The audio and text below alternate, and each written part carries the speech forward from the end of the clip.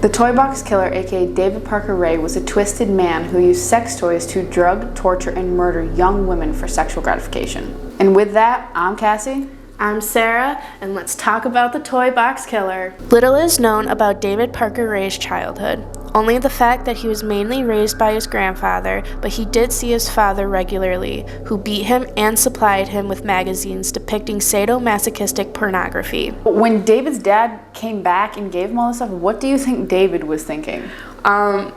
He probably, I think he wouldn't be immediately interested in this stuff. I feel like, what is this, and what am I supposed to do with it? Yeah, I think he would probably be kind of confused because he only gets to see his dad when his dad would come home to take out his anger on him or whatever. So I feel like he wouldn't look at them immediately, but I feel like he would get curious, obviously, and look at them. Because this man that he never sees is giving him something. Yeah. And then young boys are curious and so are young women, but yeah. And this is probably obviously at a young age, so this is probably what he thinks that sex and love or something is. Yeah, I think so. It probably transforms what he thinks. This is future, what it's the turning point. Yeah, I think. I'm trying to think of a word, but I can't. So yeah, I would just say kind of like a turning point where he's like, oh, this is what this is supposed to look like. Yeah. As a kid, David was bullied by his peers for his shyness around girls. These insecurities drove him to drink and abuse drugs. His sexual fantasies of raping, torturing, and even murdering women developed during his teenage years. Around this time, his sister discovered his sadomasochistic drawings as well as pornographic photographs of bondage acts. David soundproofed a semi-trailer, which he called his toy box, and equipped it with items used for sexual torture. He would kidnap between 5 and 6 girls a year, holding each of them captive for around 3 to 4 months and sexually torture and presumably killing them using whips, chains, pulleys, straps, clamps, leg spreader bars, surgical blades, electric shock machines, and saws. Do you think that he kept the girls? So we don't know when he kidnapped them, if they were kidnapped at the same times or overlapping times. Do you think he kept them together or separate cage type things? I think what comes to my mind when I hear a guy kidnaps a bunch of girls, he keeps them together but separate. So I feel like he has a bunch of those dog cages, like a kennel. I don't know why I'm holding it like this, but I feel like he's just got a bunch of those and just keeps them in there. Yeah, that's true. I don't think he would keep them in completely separate locations necessarily. No. Probably all in the same. Because it's a trailer. I know, but I wonder how much he had outside of the trailer. You know what I mean? You think maybe he built something? Yeah. I don't know. I feel like he kept them together, but separate in cages. I don't know. That's what I think. And then what do you think? So these girls obviously woke up at some time in the trailer. Upon first waking up, what do you think they were thinking of? What happened for me to just... Because they probably just passed out, obviously, taking the drugs that were forced into them. Yeah. So I'd be like, what happened? They probably blacked out. And then I think I would look at my surroundings. If I were them, I'd look at my surroundings and be like, where am I? What happened? But could you imagine, so you look at your surroundings and there's all of these torture devices on the walls. I'd be freaking out. Chair in the middle. Yeah. I would be like... I wonder if... You know how kind of when you have something emotional go on, your immediate thing is to cry essentially? Yeah. And it just rushes out of you? I wonder if they knew. They're like... This is... This is it. This is it. I would probably immediately cry. I would think to myself, this is where I die. Yeah. I think it would be terrifying. I think I would have any, I think I would sense of hope at all. I would be like, this is where I die. Nobody is going to know where I am. Your heart kind of, drops to your stomach. You know, that feeling that you're like... Yep. You know what I mean? And then the emotions come flooding to your face and you just, cry. Yeah, I feel like... You're scared, you're alone, yeah. It is thought that he terrorized many women with these tools for many years with the help of accomplices, some of whom are alleged to have been several of the women he was dating. How do you think he got, these women to date him and to, help him? I don't know. I think, again, we don't know a ton about him. So I wonder if he was very charming. Like Ted Bundy or like something like one of those. Yeah, like really good at being manipulative and just things like that. Because how do you get multiple people to help you kidnap and murder women? Yeah. You know what I mean? Like, that's not just something that people are down to do. I feel like maybe he was promising them something, like, at the end. Like, you'll get... money or... Yeah, like, all these riches or... something, yeah. I just think it's strange. Like, you don't generally find, I don't think, that many... Unless these women were, like, real... Crazy. I don't know. Maybe. You just find all the same women in the same dating pool. All the crazies? I don't know. Inside the torture room, along with numerous sex toys, torture implements, syringes, and detailed diagrams showing ways of inflicting pain, there was a homemade electrical generator which was used for torture. A mirror was mounted in the ceiling above the gynecology table to which he strapped his victims. He also put his victim in wooden contraptions that bent them over and immobilized them while he had his dogs or sometimes other friends rape them. He has been said to have wanted his victims to see everything he was doing to them. He often had an audio tape recording of his voice played for his victims whenever they regained consciousness. David posed as an undercover cop and approached Cynthia Vigil in a parking lot. He told her that she was under arrest for solicitation of prostitution and handcuffed her. After 3 days of captivity, Cynthia escaped from the trailer on March 22, 1999. To escape, she waited until David had gone to work and then unlocked her chains. David's accomplice, Cindy Hendy, had left the keys on a nearby table before going to another room to speak to somebody on the telephone. After Cynthia got the keys, Hendy noticed her attempt to escape and a fight ensued. During the struggle, Hendy broke a lamp on the survivor's head, but Cynthia unlocked her chains and stabbed Hendy in the neck with an ice pick. Hendy fell to the floor and Cynthia escaped. Obviously, Cynthia has been kept for a while. Yeah. A couple days. So I wonder how much pain she was in, like, at that point that she was escaping, you know what I mean? And then to still have any energy left to break free. She must have, like, I can imagine she was probably, I'm assuming, all bloody, because we don't know exactly what he did. Like, he could have, like, you know, been, like, cutting her or whatever, like, all bloody and probably hurt all over. Yeah. And then for her to, like, have enough energy to get up and, like, escape. The strength that she had to leave had to come from the adrenaline she had after stabbing Hendy with an ice pick or, like, going through that, like, fight. I feel like going through something like that would give you an insane amount of adrenaline to get out and... But to even have enough...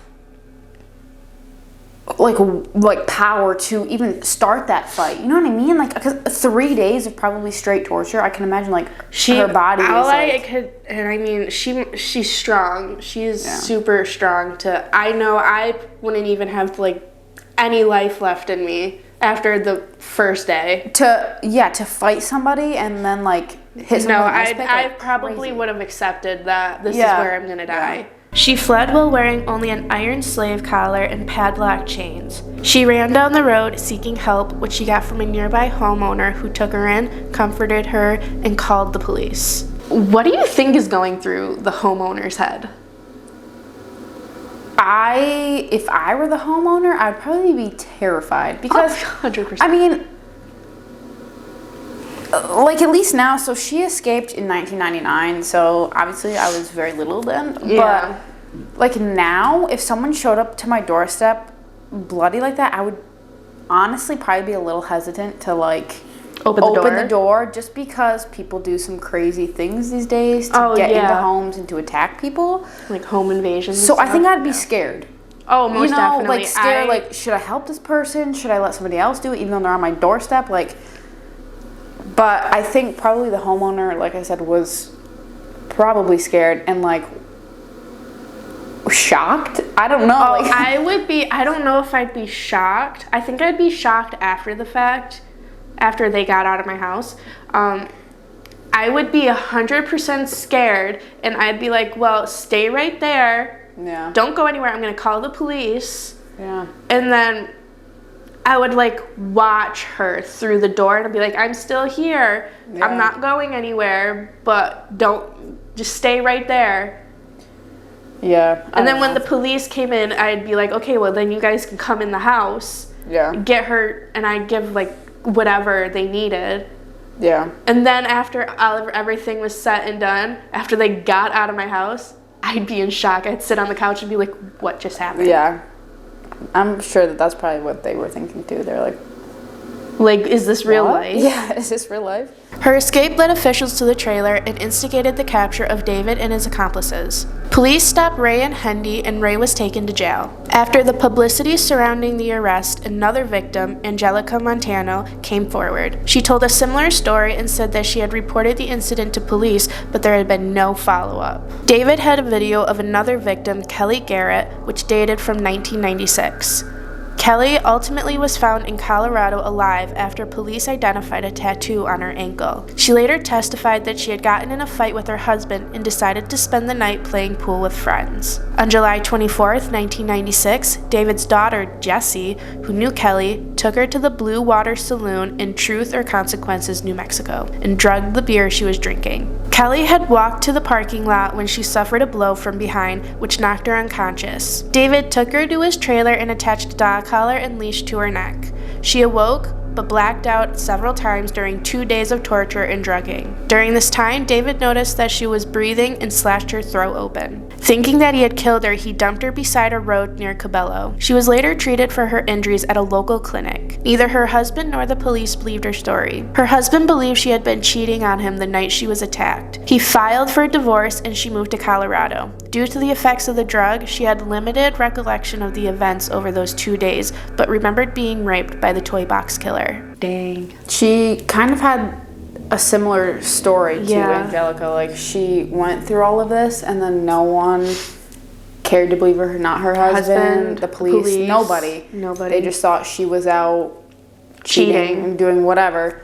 And I'm sure part of it also came from, obviously she was being drugged, you know, so her memory wasn't the best. So probably for like questions like, oh, where was it? Or like, what did it look like? She couldn't remember everything because she only had pieces.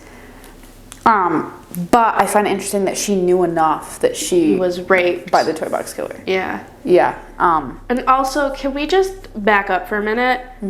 His daughter is an accomplice. Like, she is helping him. Again, we'll kind of get more into this, but it's interesting. Why would his daughter help him? Yeah, that blows my mind. Yeah. But we'll talk more about it in a minute. Yeah. 2 other accomplices were uncovered by the investigation. Jessie Ray, David's daughter, and Dennis Yancey. So we know that David's father had been beating him when he was young and obviously gave him all these magazines. And now we're talking that David's daughter, Jessie, is in on his shenanigans. What's going down. Yeah, so I guess the question would be, like, did David do the same thing to his daughter as his father had to him? Like, beat him or be, like, maybe manipulative to her? Like, how do you get your child in on this? I feel like he had to do something. Because I don't think he from a young age, he had to probably teach her. Well, that's what I was thinking. Maybe, like, from a young age, it was kind of like a normal thing to be strange. You know what I mean? Like, maybe the household, like, wasn't a normal American household. You know what I mean? Like, whatever was going on, however he treated his family, like, it wasn't anything out of the ordinary for her to be, like, helping him in the family business or whatever. Yeah.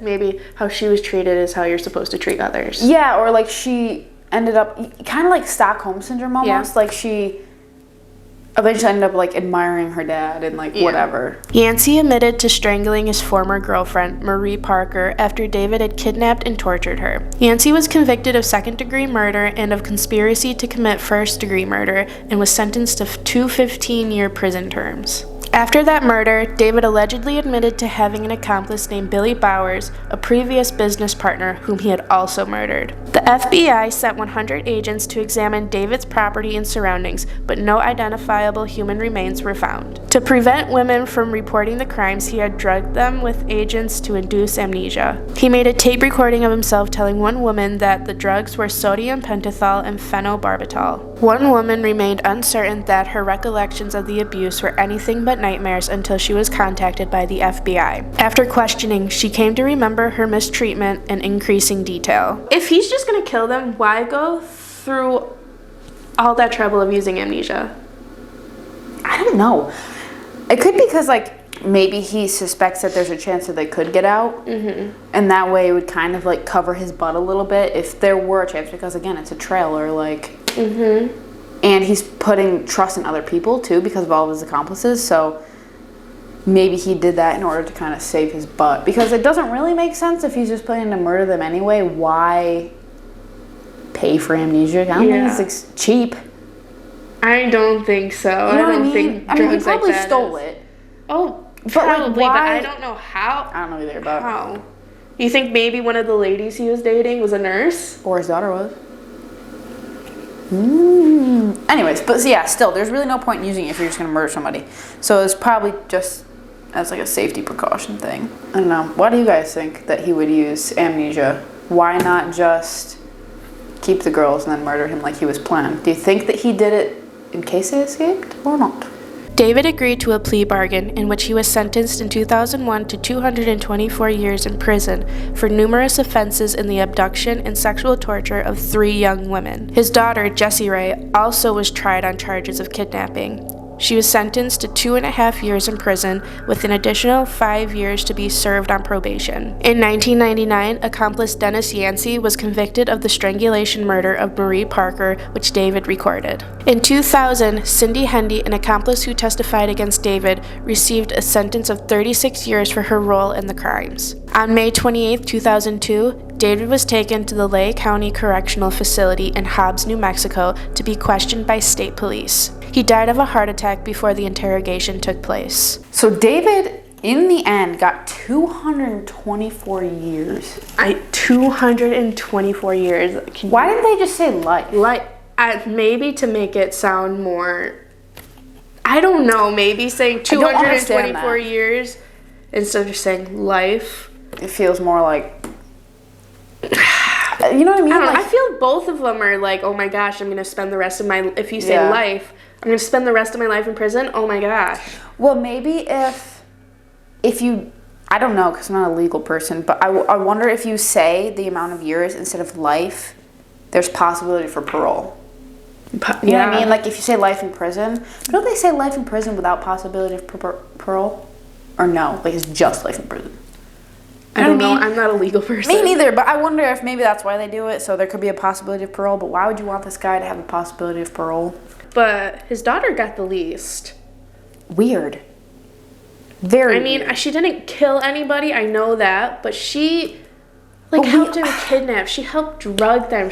But we also don't know. She could have helped torture. You know what I mean? Like, just because it doesn't say that, there was no cameras inside the trailer, showing what happened. Yeah. So who's to say she didn't kill anybody? Try it. Not necessarily kill him, but just torture him. Yeah. You know, I don't know. He didn't even get to live out his sentence. He died of a heart attack before interrogation could take place. Which this is probably going to sound really insensitive, but I am not a fan of when someone doesn't get to live out their sentence. You know what I mean? Because they're not suffering. Once you're dead, you're dead. All the pain that he put these people and their families through, I feel like he deserved to live out a decent amount of years in prison where it's not easy, it's not a fun time.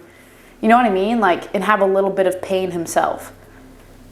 But instead, I agree. You know what I mean? Now he's not suffering. I understand the death penalty. I do, and in some circumstances, I get it, but at the same time, what is the death penalty doing exactly? I guess it also depends on how you see it. There's some people who believe in the afterlife, and if you sinned, in your afterlife or whatever, you're gonna suffer. So maybe people are thinking he's suffering in hell. Yeah. I don't know what to believe. I'm still up in the air about it, but he's dead. Right now, I'm at the point where he's dead. Yeah. He's not suffering. But I don't know. I get it because, I have my own, religious views and all that stuff, but I don't know that like from like a legal perspective, like yeah, that they would think about. You know what I mean? Like it would just be like, I don't know what's right. You know what I mean? Because like and sometimes can agree with the death penalty, and other times I think that they deserve to live in pain for a while. You know? Yeah, For all the I torture agree. they put these people through. I don't know. He's definitely one of our crazier ones, just because of he literally built this whole trailer specifically for this. You know what I mean? Like a lot of our people that we talk about are like, you know, like the Zodiac killer and people like that who just are going out and murdering out in daylight, where these people are taking them back and like actually torturing them, which I think puts you in a whole nother level, because it's like to have the mental ability to torture somebody like that for days, especially like when they're like screaming and in pain and like, you know what I mean? Like you have to not. He's gotta disassociate or something. Yeah, well, I mean, if he's like a psychopath or a sociopath, like you don't have the emotions that other people have, which makes sense, but I don't know. I don't know. If you want to see another video of a serial killer who likes to torture their victims, make sure you go check out our video of the BTK killer. We will see you guys next week.